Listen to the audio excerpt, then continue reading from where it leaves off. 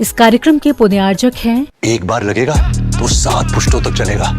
Wonder cement, फर्क नजर आएगा।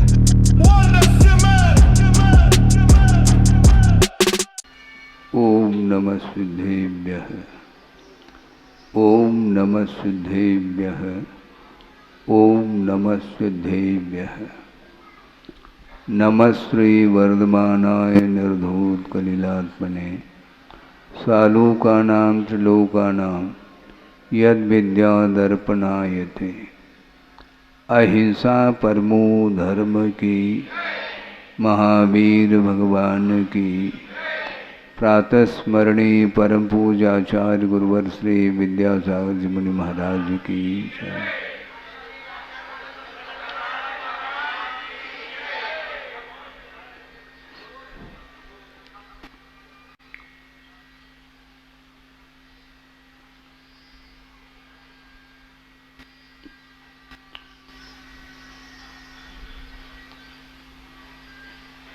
कर्म दिखाई नहीं देता।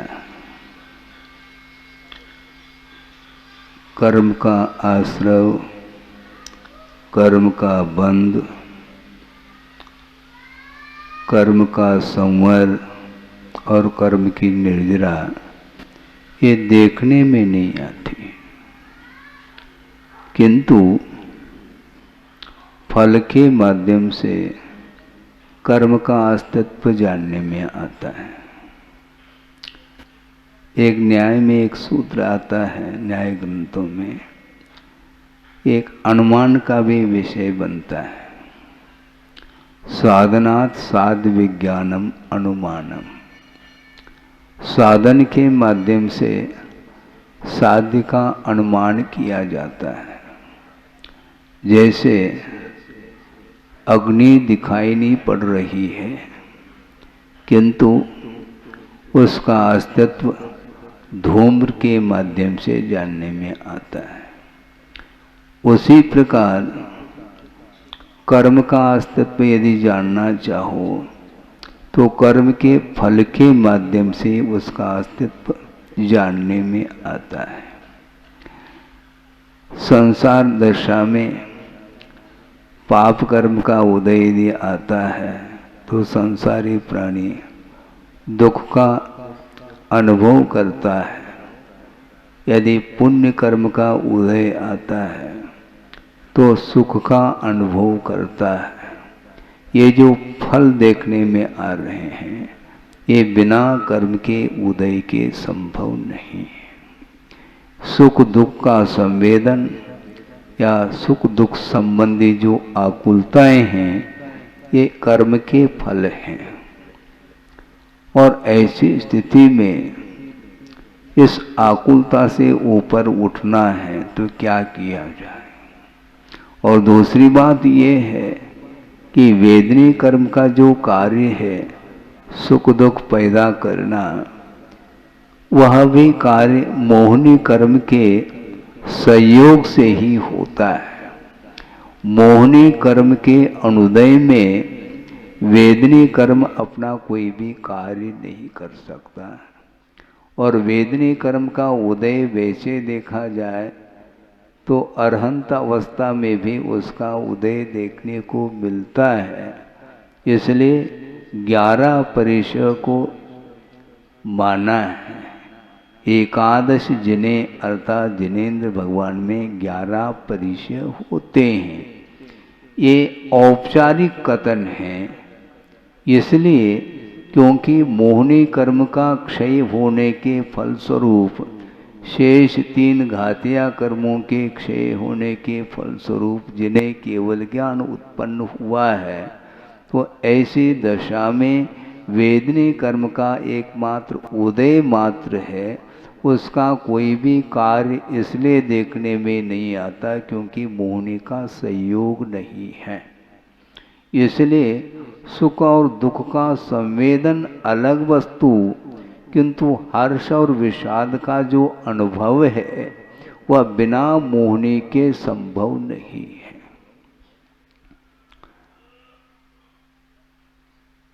मान लो श्रवण अवस्था की बात है, जिन्होंने चारों प्रकार के आहार का त्याग किया है, अनशन किया है, संभव है वह अनशन 1 दिन, 2 दिन, 4 दिन, 15 दिन अपनी क्षमता के अनुरूप अनशन किया है, तो क्षुधा तो लगेगी, पक्की बात है। प्यास तो लगेगी, उसका संवेदन भी होगा, किंतु संवेदन शून्य नहीं है वो, किंतु संवेदन होते हुए भी प्रतिकार का जो भाव आता है वह मोहनी कर्म से प्रभावित होने के कारण प्रतिकार का भाव आता है। और ये प्रतिकार और ग्रहण, ये 2 शब्द हैं जो कि आर्ध ध्यान की ओर ले जाते हैं। क्षुधा के शमन के लिए श्रमण आहार के लिए उठते हैं, तो क्षुधा का जो शमन क्यों किया जाए? क्योंकि क्षुधा इष्ट है क्या किसी को? क्षुधा इष्ट नहीं है, क्षुधा अनिष्ट है, और उसका समागम हुआ है तो उसके शमन के लिए आहार को ग्रहण किया जाता है। तो ये सारे कार्य बिना मोहनी कर्म के संभव नहीं है। वेदन होना अलग वस्तु, सुख दुख का संवेदन होना अलग वस्तु, किंतु प्रतिकार का भाव करना और ग्रहण का भाव करना ये बिना मोहनी कर्म के योग के संभव नहीं है। इसलिए मोहनी कर्म का अभाव वहाँ पर हुआ है, कहाँ पर? 13वें गुणस्थान में। और वेदनी कर्म का उदय होते हुए भी वो 11 परिचय एकमात्र अस्तित्व के अपेक्षा से माना है, उदय के अपेक्षा से माना है, न कि 13वें गुणस्थान वर्ते केवली भगवान कौलाहार लेते हों, ऐसा नहीं। तो ये ग्रहण का भाव और प्रतिकार का भाव, ये दोनों भाव मोह के आश्रित है। बिना इच्छा के कोई कार्य होता नहीं। श्रवण की भूमिका में भी जो प्रवृत्ति हो रही है आहार ग्रहण करने की, वह भी मोह के आश्रित ही है। हाँ, ये बात अलग है कि आहार लेने का उद्देश्य जो है वह रत्नत्रय के पालन करने के उद्देश्य को लेकर के वो क्रिया चल रही है। संयमठम, ध्यानठम, ध्यान के लिए, संयम के अनुपालन के लिए, वैयावृत्ति के लिए, स्वाध्याय आदि जो 6 आवश्यक हैं, इनको सुचारू रूप से करने के लिए आहार को ग्रहण करना आवश्यक पड़ रहा है। किंतु आहार ग्रहण करना ये बिना संज्ञा के संभव नहीं है। इसलिए पहले भी यह विषय हमने दिया था प्रसंग के अनुरूप, उसी विषय को आपके सामने पुनः प्रसंग इसलिए बनाया है क्योंकि ये जो क्रियाएं होती हैं ये बुद्धि पूर्वक होती हैं और इच्छा पूर्वक होती है, और इच्छा ही बिना मोह के प्रभाव के संभव नहीं है। मोहनी कर्म का सामान्य रूप से उदय होना अलग वस्तु। जैसे अनशन करके बैठे हैं श्रमण, उस समय मोहनी कर्म में संज्वलन, क्रोध, मान, माया, लोभ में से किसी भी कर्म का उदय हो सकता है, इसमें कोई बाधा नहीं है। किंतु उदय मात्र से इच्छा हो अनिवार्य नहीं। और ये इच्छा जो है ये अपने आप में आर्ध ध्यान को सूचित करता है। धर्म ध्यान और आर्ध ध्यान को पकड़ना बहुत कठिन है। गुरुदेव के सामने किसी सज्जन ने जिज्ञासा रखी कि महाराज धर्म ध्यान का क्या स्वरूप है। गुरुदेव ने ये कहा कि धर्म ध्यान के स्वरूप को समझने की अपेक्षा से आर्ध ध्यान का स्वरूप यदि ज्ञात हो जाए तो काफी है। क्योंकि इष्ट और अनिष्ट जो पदार्थ हैं, पदार्थ इष्टानिष्ट नहीं, उन पदार्थों को लेकर के इष्टानिष्ट की जो परिकल्पना होती है, प्रतिकार का भाव आ जाता है और ग्रहण भाव आ जाता है, इसी का नाम आर्ध्यान है। इष्ट का वियोग हुआ, अनिष्ट का संयोग हुआ, इसके कारण आर्ध्यान की परिणति बनती है। इसलिए आर्ध्यान का स्वरूप समझ में आ जाए तो आर्ध्यान से बचने का जो पुरुषार्थ करेगा वही धर्म ध्यान कर पाएगा। इस प्रकार धर्म ध्यान की ओर अपने को आगे बढ़ना है तो कम से कम विषयों के प्रति जो राग उत्पन्न हो रहा है, जो मोह जागृत हो रहा है, उसको परसेंटेज में कम करने का यदि हम पुरुषार्थ करते हैं तो निश्चित रूप से धर्म ध्यान हमारे लिए आसान सिद्ध होता है। उसके बिना संभव नहीं है। आप पूजन करने के लिए बैठे हैं, अभिषेक करने के लिए खड़े हैं, वहाँ पर जाप अनुष्ठान आदि कर रहे हैं, स्वाध्याय आदि कर रहे हैं मंदिर में जा कर के, तो वहाँ पर विषय याद नहीं आते।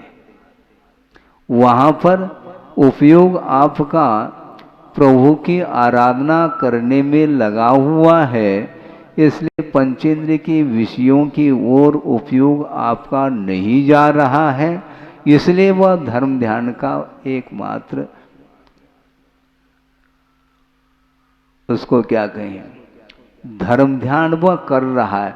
धर्म ध्यान की भूमिका में जो संवेदन होता है उस समय विषय याद नहीं आते। पंचेंद्र के विषयों को लेकर के इष्टानिष्ट की परिकल्पना होती है, इसलिए उससे ऊपर उठने का हमें प्रयास करना चाहिए। हाँ, अपनी अपनी भूमिका के अनुरूप सही, किंतु उद्देश्य सबका एक ही होता है।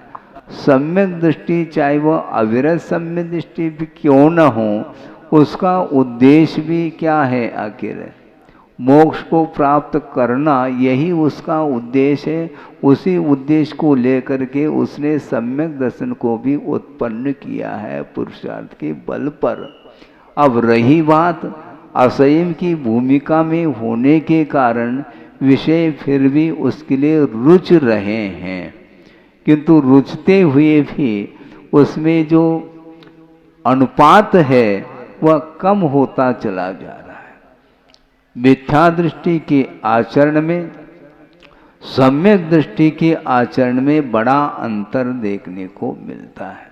जो अनंत आशा है वह आशा समाप्त हो चुकी है अविरत सम्यक दृष्टि की, और धीरे धीरे यदि वह अनुवृत्ति की ओर और बढ़ता चला जाता है तो राग की मात्रा और कम होती होती चली जाती है, और महाव्रत को अंगीकार कर लें तो फिर कहना ही क्या है।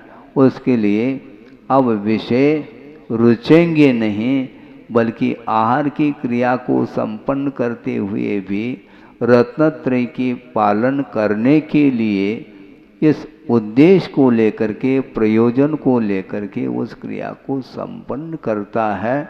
इसलिए गुरुदेव ने एक बहुत अच्छी बात कही थी, वह ये है कि श्रमण लोग आहार की चर्या करते समय भी उस समय स्वाध्याय कर रहे हैं। आप सुन रहे हैं, मुनि महाराज खड़े होकर के करपात्र में आहार लेते हुए भी उस समय वो स्वाध्याय कर रहे हैं, क्योंकि मूलाचार के अनुरूप ही उस आहार क्रिया को संपन्न करते हैं। इसलिए अंतराय का पालन करना होता है। येषणा समिति के अनुरूप आहार लेते हैं, और उसमें ग्रास जब मुख में पहुंच जाता है उस समय भी रसनेन्द्रिय के विजय की अपेक्षा से उपयोग उनका जाता है। इसलिए वो आहार की क्रिया होते हुए भी वस्तुतः आगम के अनुरूप वो चर्या का पालन कर रहे हैं। इसलिए इंद्रिय विजय भी वहाँ पर हो रहा है। रसनेन्द्रिय विजय के साथ उस आहार को ग्रहण किया जा रहा है। क्या यह सामान्य गृहस्थ के लिए संभव है क्या? नहीं। इंद्रिय पोषण के लिए अथवा शरीर को पुष्ट बनाने के लिए श्रमण लोग आहार की क्रिया नहीं करते, किंतु संयम का अनुपालन करना उनका ध्येय है। इसलिए शरीर के प्रति थोड़ी सी दृष्टि गई है। इसको मध्यम कहा है आचार्यों ने। उत्तम तो आत्मचिंतन है, किंतु आत्मचिंतन करने के लिए साधनभूत जो शरीर है उसको भी सुरक्षित रखना अनिवार्य हो जाता है। शरीर के प्रति ममत्व भाव नहीं होते हुए भी उसके माध्यम से चारित्र का अनुपालन होता है। इसलिए आगम के अनुरूप वह शरीर के लिए आहार देते हैं। एक बार गुरुदेव ने कहा था कि आप लोग दाता हैं, सुन रहे हैं क्या नहीं? हाँ, आप दाता हैं, किंतु मुख्य रूप से दाता तो श्रमण है। ये कैसी बात महाराज? आप देते हैं, किंतु आपके हाथ से वह ग्रास आया है, किंतु श्रमण आहार ले नहीं रहे, किंतु शरीर के लिए दे रहे हैं। क्या सुना? शरीर के लिए वो आहार दे रहे हैं, इसलिए मुख्य रूप से दाता तो श्रमण ही है। नवधा भक्ति पूर्वक दाता ने मुनि महाराज के करपात्र में ग्रास दिया है, किंतु देते ही उसको ग्रहण नहीं करते, किंतु येषणा समिति पूर्वक संशोधन करके उस ग्रास को वो ले रहे हैं। किस लिए? शरीर को देना है, क्योंकि ये एक प्रकार से मशीन है शरीर, और उसके लिए पेट्रोल की आवश्यकता पड़ती है। इसलिए व्यवस्थित ढंग से शुद्ध आहार इस शरीर के लिए अनुपात से देते हैं, आगम के अनुरूप देते हैं। इसलिए उस समय भी उनके लिए कर्मों की निर्जरा होती है। पात्र के लिए भी और दाता के लिए भी, दोनों के लिए लाभ हो रहा है। दाता श्रमण के लिए विधिवत आहार देता है तो उसके लिए पुण्य का संचय हो रहा है, और श्रमण के लिए क्या लाभ हो रहा है? क्योंकि उस आहार के माध्यम से रत्नत्रय का अनुपालन होता है और सम्यक दर्शन आदि में अभिवृद्धि होती है। इस प्रकार पात्र और दाता दोनों के लिए ऊपर अनुग्रह हो रहा है। स्वस्याति सर्गो दानम अनुग्रहार्थम, ऐसा कहा।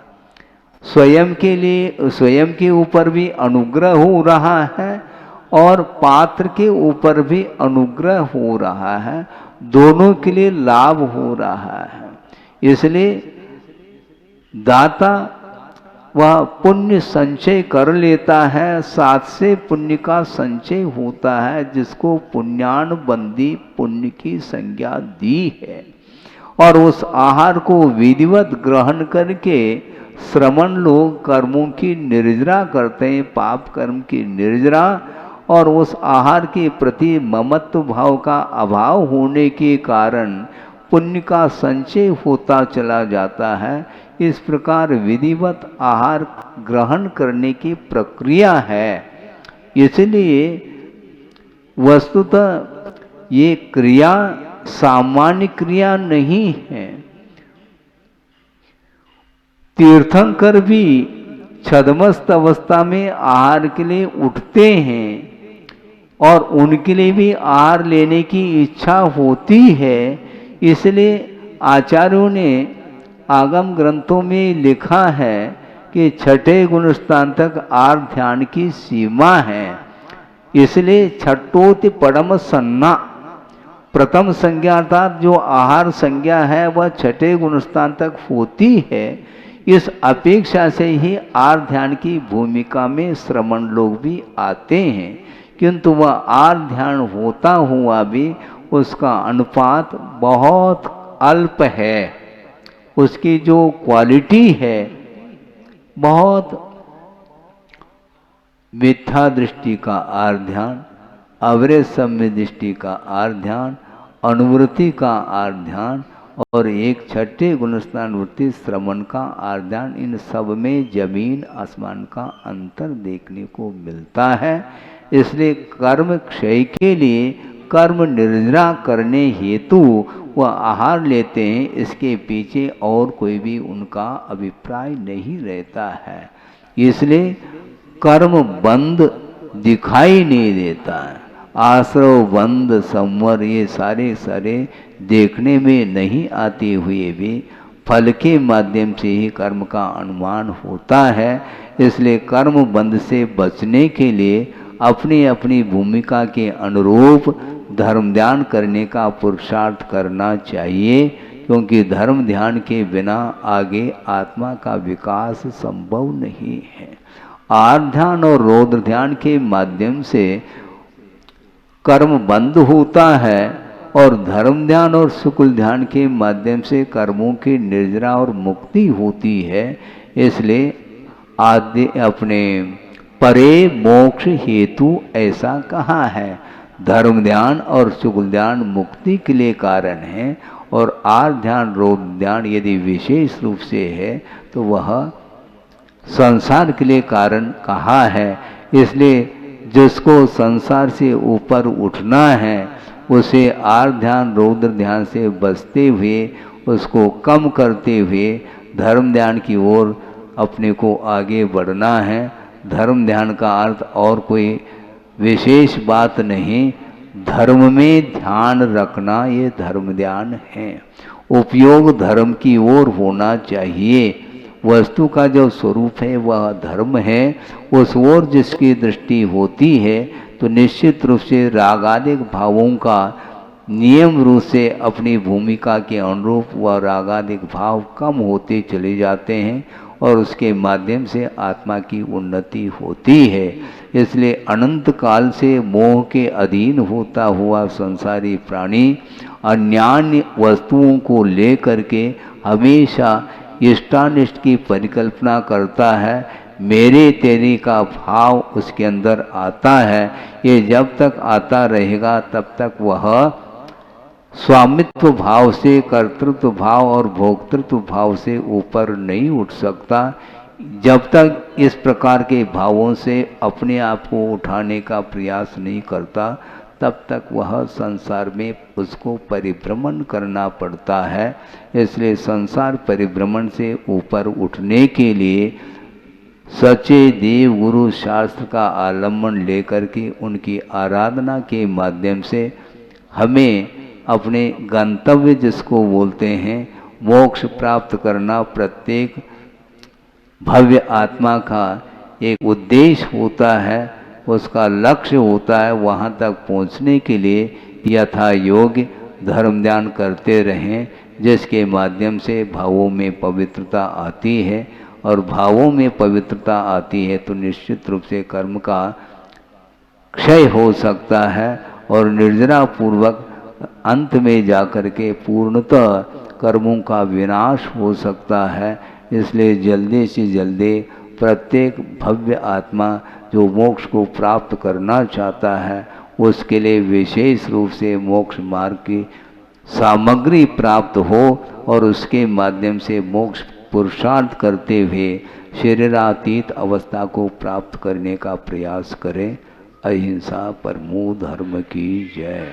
बोधि समाधि परिणाम शुद्धि स्वात्मोपलब्धि शिव शोक शुद्धि चिंतामणिम चिंतित वस्तुदाने त्वामंद मानस्य ममास्तुति। परम पूजाचार्य गुरुवर श्री विद्यासागर जी मुनि महाराज की जय।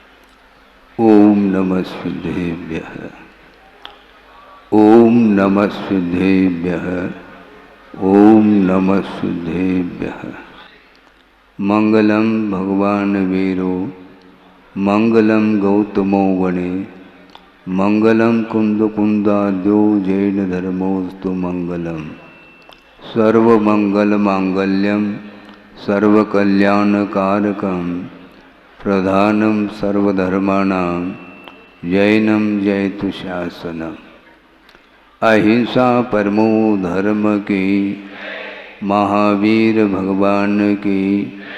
प्रातः स्मरणे परम पूजाचार्य गुरुवर श्री विद्यासागर जी मुनि महाराज की जय। जय बोलिए विद्याकुल श्रोमणी आचार्य भगवान श्री समय सागर जी महाराज की, समस्त आचार्य संघ की जयकारा गुरुदेव का। विभिन्न स्थानों से आप लोग सब यहाँ पर एकत्रित हुए हैं और अपनी अपनी भावना को आप लोगों ने सामने रखा है। इसके उपरांत भी उनका भाव है कि चातुर्मास, अभी हमने कुछ कहा ही नहीं, चातुर्मास पार्श्वनाथ भगवान के चरणों में हो अथवा शांतिनाथ भगवान के चरणों में हो, रामटेक की बात रखी है। इसके उपरांत भी बाहर के भी कुछ और भी समाज के लोग आए हैं, बीना हैं और छत्तीसगढ़ में कौन सा है वो, हाँ राजिम नवापारा, सब अपने अपने भावों को लेकर के आए हैं। और ये निश्चित है चातुर्मास तो होगा, लेकिन कहाँ होगा ये भगवान के केवल ज्ञान में तो है ही। चातुर्मास होना है, कहीं भी हो ये अलग विषय है, जहाँ भी हो चातुर्मास जो स्थापना होती है, वर्षा युग की स्थापना, उसका उद्देश्य इतना ही रहता है कि विशेष रूप से वर्षा युग में यत्र तत्र जीवों की उत्पत्ति की बाहुल्यता रहती है, इसलिए संयम की साधना करने वाले वो श्रमण लोग जीवों की विराधना अपने प्रवृत्ति से न हो, इसको लक्ष्य में रखते हुए आगम के अनुरूप वर्षा योग की स्थापना करते हैं। और उसमें उस दौरान धर्म ध्यान को ही मुख्यता देते हुए साधना करते रहते हैं। और जो धर्म ध्यान करने की इच्छुक जो जनता है, उसके लिए भी यथोचित समय दे करके उनको भी अपनी भूमिका के अनुरूप उन्हें भी लाभ प्राप्त हो, ये भाव रहता है। परोपकार की भावना को लेकर के ही ये सब कार्य होते हैं। वस्तुतः परिणाम, आत्मगत जो परिणाम उत्पन्न होते हैं, वो परिणाम इतने सूक्ष्म हैं, उनको पकड़ना बहुत कठिन हो जाता है। किंतु जो पकड़ने योग्य परिणाम हैं, उनको पकड़ने का प्रयास करें। जो स्थूल भाव होते हैं, जो मन में हमेशा किसी न किसी निमित्त को लेकर के उत्पन्न होते हैं, उसमें परिणाम शुभात्मक भी होते हैं, अशुभ रूपी परिणाम उत्पन्न हो सकते हैं। भिन्न भिन्न निमित्तों को लेकर के परिणाम होते हैं, किंतु निमित्तों से बचने का भी जो बचा जा सकता है, उसमें भी एक सीमा तक ही पुरुषार्थ किया जा सकता है। सीमा के बाहर कोई पुरुषार्थ होता नहीं।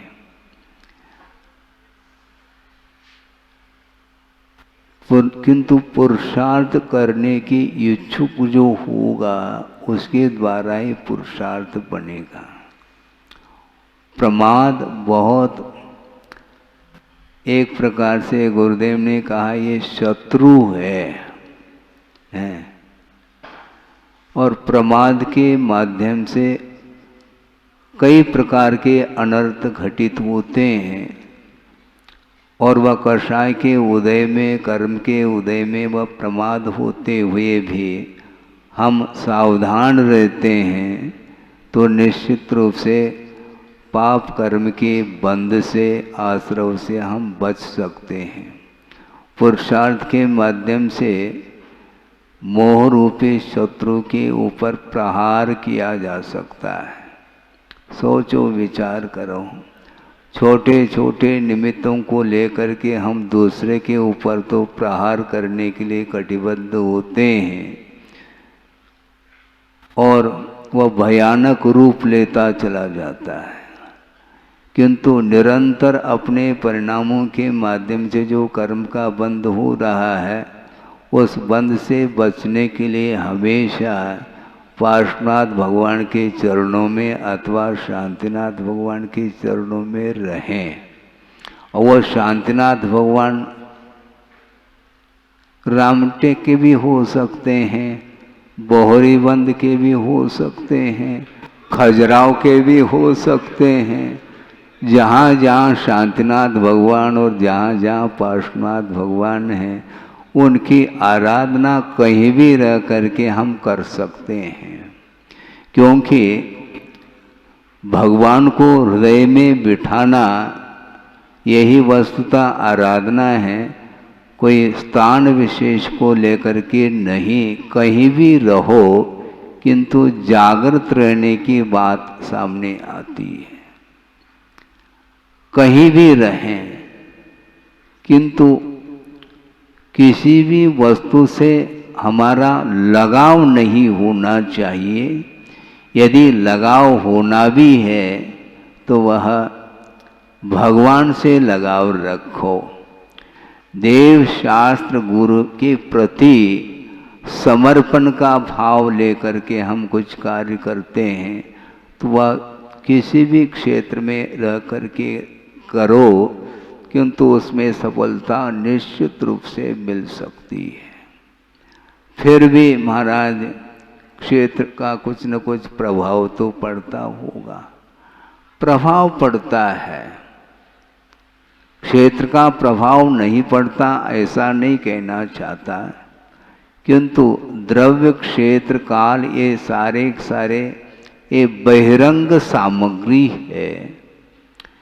इसके उपस्थिति में भी यदि भाव भीतर नहीं है तो वह सारे सारे क्षेत्र, काल इत्यादि वैसे ही रह जाते हैं।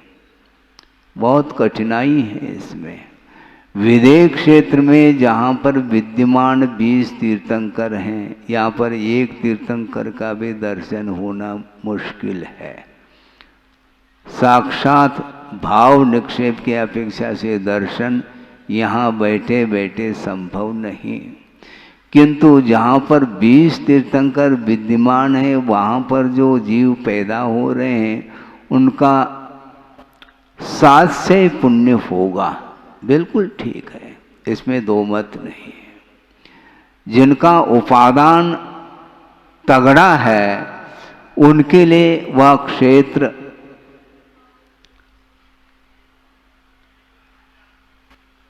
क्या करता है, उपादान यदि तगड़ा है उस क्षेत्र के निमित्त से उनका उत्थान हो जाता है।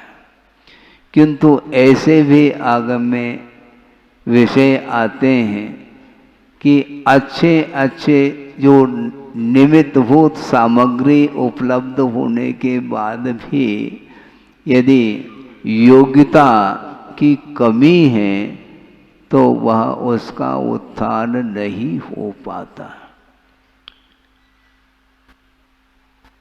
स्वाध्याय आदि के दौरान गुरुदेव ने कई बार कई प्रसंग दिए हैं और उन्होंने यही कहा तो काल क्या करता है।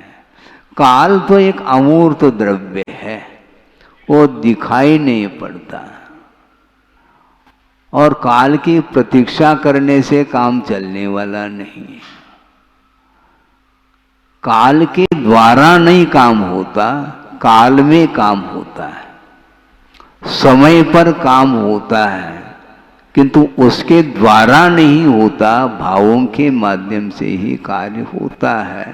भाव जो व्यक्ति उज्जवल बनाने का पुरुषार्थ निरंतर करता है, वह पंचम काल में भी बहुत कुछ विकास कर लेता है। और चतुर्थ काल मिलने के उपरांत भी यदि भावों में उज्ज्वलता नहीं आई तो उसका निश्चित पतन है, ऐसा आगमकारों ने कहा है। जिस तिथि के दिन किसी को केवल ज्ञान हो रहा है, विदेह क्षेत्र की बात कर रहा हूं, जिस तिथि के दिन किसी को दीक्षा कल्याणक किसी का हो रहा है और किसी का मोक्ष कल्याणक हो रहा है, और उसी तिथि पर कुछ ऐसे भी है जीव जो नरक आयु का बंद कर रहे हैं। सुन रहे हैं आप? फिर काल ने क्या किया महाराज? काल क्या करता है? भाव यदि उज्जवल है, आप कहीं भी रहो, जागृत रहेंगे तो निश्चित रूप से उत्थान होगा। और जागृति नहीं, प्रमाद है, तो निश्चित रूप से उसका पतन होना है। हमने पहले भी प्रसंग रखा था, फिर से रख रहा हूं, कुछ बाहर के लोग भी आए हैं इसलिए उनके निमित्त से सही। ढाई द्वीप का जितना विस्तार है उतना ही विस्तार क्षेत्रफल को लेकर के सिद्धालय है, जहां पर जो 45 लाख योजन प्रमाण विस्तार को लेकर के वह क्षेत्र है, जिस क्षेत्र में अनंतानंत शुद्ध परमेष्टि विराजमान है। सुन रहे हैं? हाँ, हमारो आपको देखने में नहीं आ रहे वो, लेकिन वहां पर विराजमान है। और उसी स्थान पर अनंतानंत निवोध राशि भी है। सुन रहे हैं क्या? नहीं, अनंतानंत निवोध जीव उसी स्थान पर है और सिद्ध परमेष्टि अनंत सुख के धनी है। और उन निवोध जीवों को एक श्वास में 18 बार जन्म और मरण जन्य अनंत दुख का संवेदन करना पड़ रहा है। तो ऐसी स्थिति में वह क्षेत्र उनके लिए क्या काम में आ रहा है? कुछ काम में नहीं आता। योग्यता का अभाव है। योग्यता के अभाव में जितने भी निमित्त हैं उनका निषेध नहीं किया जा रहा है, किंतु उसका प्रभाव तब पड़ेगा जब उपादान जागृत होगा। तो इसलिए आचार्य कहते हैं हमेशा अलर्ट रहो, जागृत रहो, अप्रमत्त रहो। यत्नाचार पूर्वक जो प्रवृत्ति करता है, श्रमण अथवा वृत्ति आदि, उनकी प्रवृत्ति के माध्यम से मान लो अप्रमत्त होकर के सावधानी के साथ प्रवृत्ति करते हुए भी उनके पैरों तले कुछ ऐसे सूक्ष्म क्षुद्र जंतु आकर के मरण को प्राप्त हो सकते हैं। इसके बावजूद भी बंद उन्हें नहीं हो सकता, क्योंकि वह अलर्ट है। मन वचन काय की जो चेष्टाएं होती हैं संयमी की अथवा वृत्तियों की, वो बहुत सावधानी पूर्वक करते हैं, इसलिए बंद नहीं हो सकता। और अयत्नाचार पूर्वक जो प्रवृत्ति कर रहा है, संभव है उस समय किसी जीव की विराधना न भी हुई हो, तब भी वह बंद का भागी होता है। इसलिए अलर्ट रहिए, सावधान हैं। दुर्घटना घट सकती है, सामने अंधा मोड़ है, टर्निंग पॉइंट, सावधान नहीं रहेंगे तो निश्चित एक्सीडेंट होगा। फिर होने के बाद ब्रेक लगाने से क्या फायदा? होने के पहले, दुर्घटना होने से पहले यदि मान लो हम सतर्क हैं, सावधान हैं, तो बच सकते हैं। हाँ, इसमें सतर्क रहो, तर्क मत करो।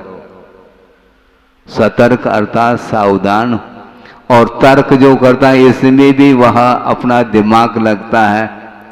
इसे ऐसा करे तो क्या होगा, ऐसा करे तो क्या होगा। ऐसा नहीं, जो आगम कारण में लिखा है उसके प्रति बिना किसी संदेह उसके ऊपर श्रद्धान करो और यथा योग्य चारित्र का पालन करो, ये कहा गया है।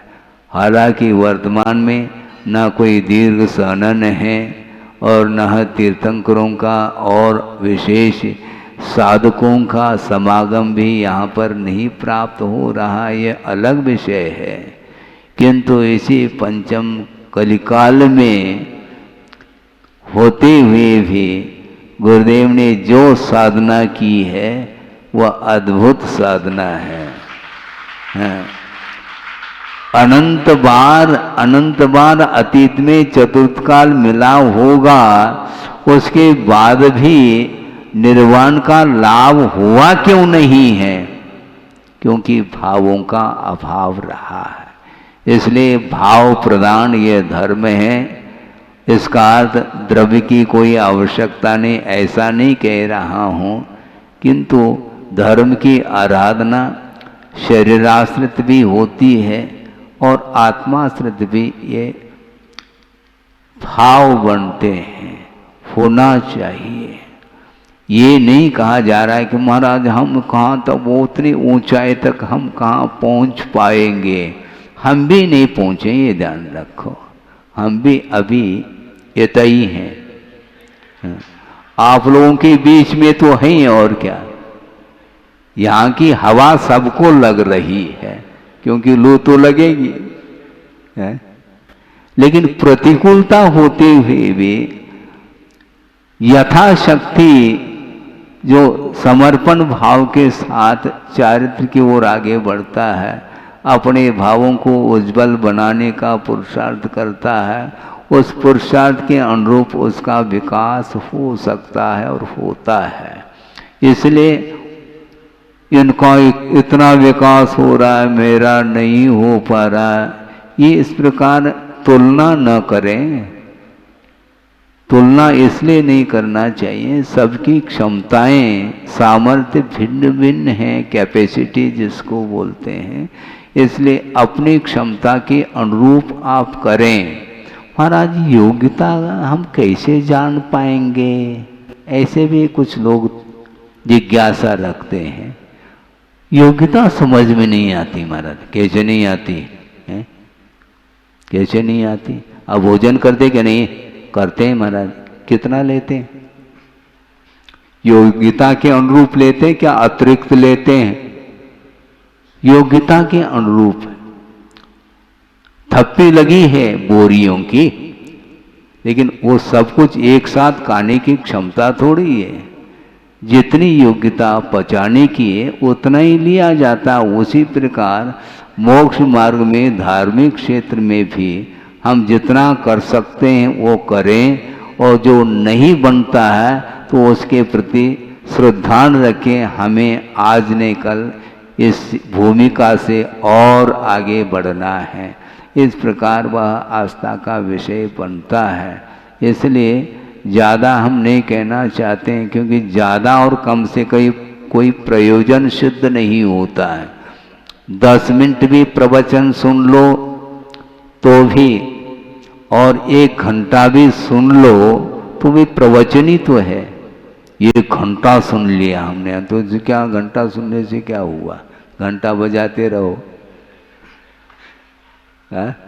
घंटा सुनने से क्या, आप 5 मिनट 10 मिनट भी यदि भीग करके सुन रहे हैं तो पुनः सुनने की आवश्यकता नहीं पड़ेगी, ध्यान रखो। हाँ, बार बार सुनने की आवश्यकता जो पड़ रही है वह क्यों है? 1 करोड़ जाप कर रहा है कोई मंडल, निषेध नहीं कर रहा हूं, नहीं तो वो भी छोड़ दोगे तुम, बहुत जल्दी शब्द पकड़ लेते हैं आप लोग।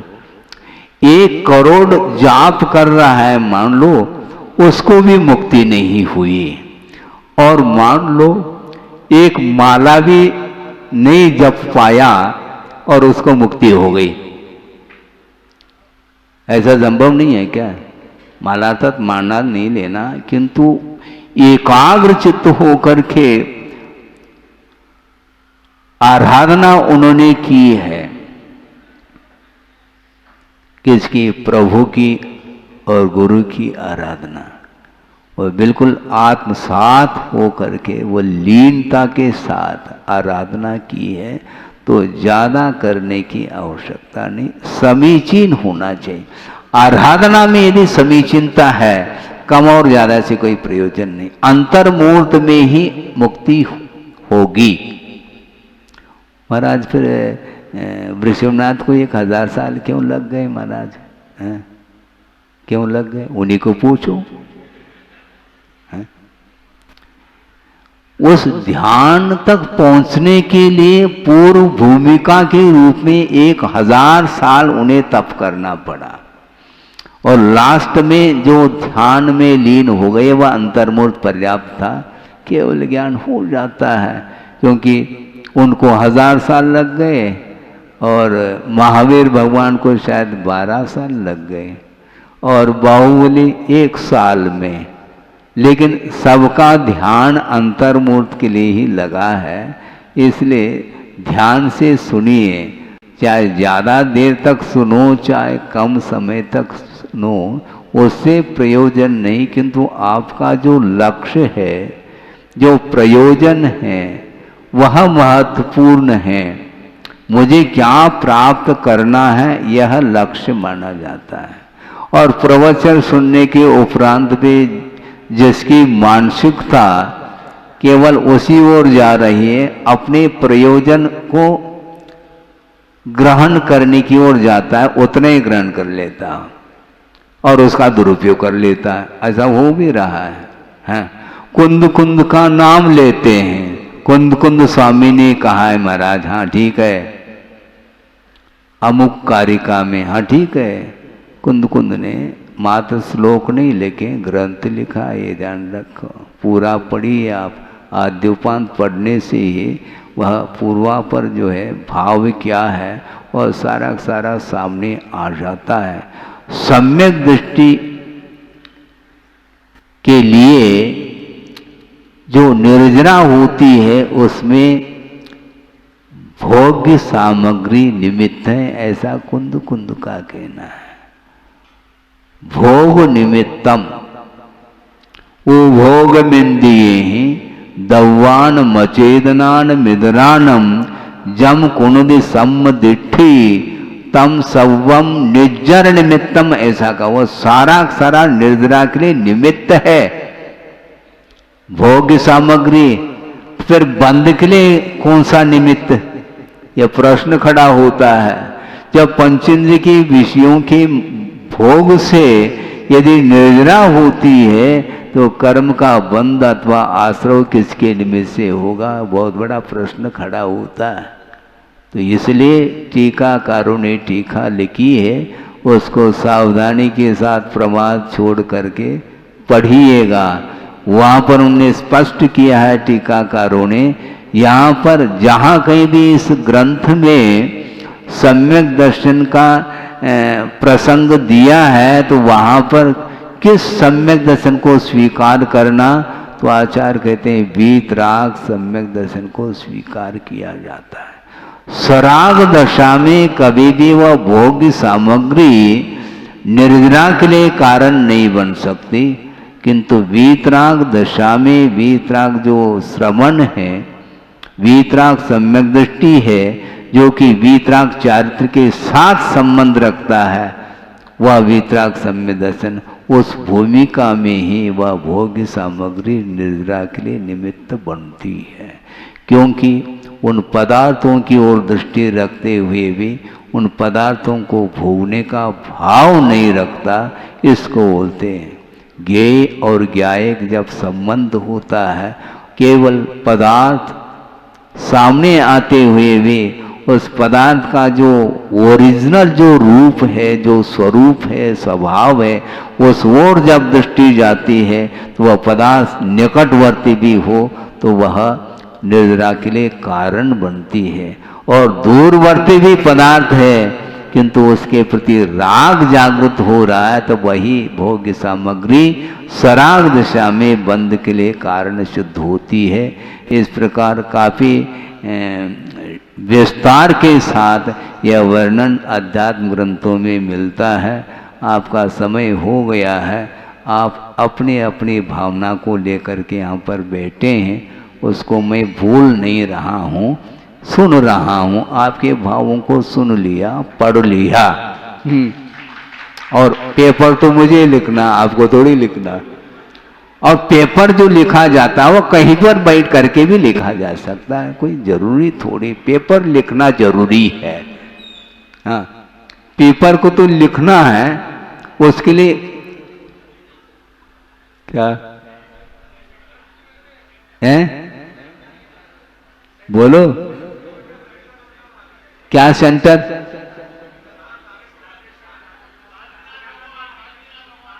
हाँ, अब सेंटर की बात कर रहे हैं, बॉम्बे सेंटर को छोड़ो पहला। भारी समस्या है, भारी, वहां पर बहुत भीड़ भड़कम है वहां पर, और वह छोड़ नहीं पा रहा है। दिन और रात का भेद समझ में नहीं आता, बताते हैं बॉम्बे सेंटर में है। इतने वहाँ पर यातायात है, यात्री आ रहे जा रहे, आ रहे जा रहे। तो ऐसी स्थिति में शांति के साथ आत्म ध्यान करने के लिए जो उपयुक्त स्थान है वहाँ पर चले जाते हैं। उसके उपरांत भी उस क्षेत्र के प्रति उनका कोई लगाव नहीं रहता, क्योंकि जहाँ पर लगाव है वह क्षेत्र उनके लिए कर्म बंध के लिए कारण बन सकता है, ये पहले ही कहा है। इसलिए साधक लोग साधना करने के लिए जो प्राथमिक अवस्था में जहाँ पर रह करके करने के लिए कहा है उसी स्थान को चुनते हैं, किंतु वहाँ पर जा करके सोते नहीं हैं। जा करके बहुत अच्छा एकांत स्थान मिल गया और वातानुकूलित है तो बस ओम शांति, ऐसा नहीं। प्रतिकूलता में भी और अनुकूलता में भी अपने लक्ष्य को नहीं भूलते हुए निरंतर वो आत्म साधना करते हैं, जिसके माध्यम से कर्मों की निर्जरा हो सकती है।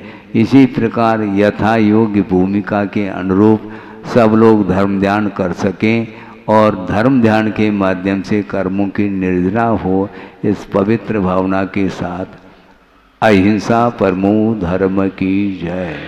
बोधि समाधि परिणाम शुद्धि स्वात्मोपलब्धि शिव शोक सिद्धि चिंतामणिम चिंतित वस्तुदाने त्वाम वंदमानस्य ममास्तु देवी।